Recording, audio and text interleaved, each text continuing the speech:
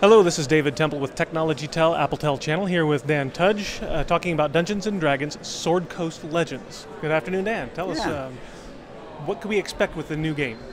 Well, you can expect something that's very reminiscent of the legacy of great D&D titles of Baldur's Gate, Neverwinter Nights, Icewind Dale. But now we've got an added twist. We've got real-time Dungeon Master, and you can play as a Dungeon Master in real time and also create campaigns that you can share with your friends online. Excellent.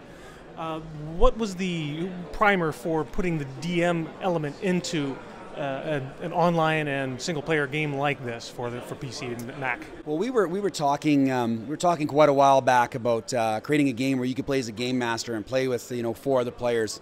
And being huge D&D fans, we immediately went to Dungeons & Dragons. We said, well, this is what we got to do. So we actually got on the phone very quickly with Wizards and said, hey, here's the idea, and they loved it, and it just went from there.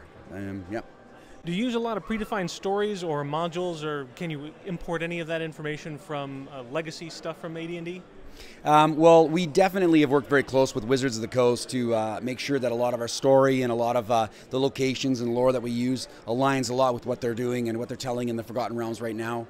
And there's not necessarily import per se, but our tools are powerful enough that you can recreate a lot of those stories and campaigns that you've encountered. I mean, when we started creating the campaign creation tools, the goal I gave to my designers was take your favorite module and recreate it with our tools. If you can't recreate it with our tools, then you're not done yet. So, and I had Keep on the Borderlands as mine, and I've been recreating it. So. Fantastic.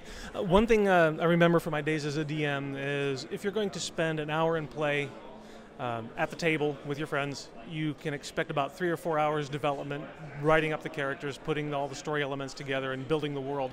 How does the DM tool in this game compare as far as time commitment?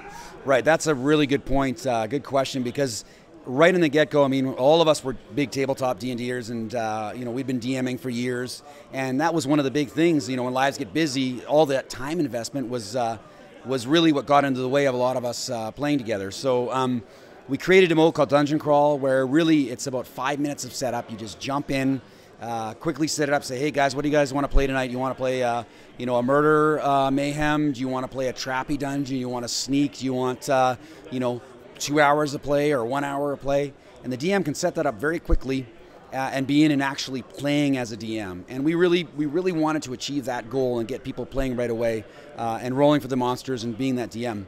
But we do know there's lots of people that want to invest that time as well too, so that's where campaign creation tools came in, allowing players to spend that 3 times investment into the campaign, but also empower them to evolve their campaign, on the fly. Because we all know if you've played as a DM, players don't do what you want all the time, and you've got to roll with that.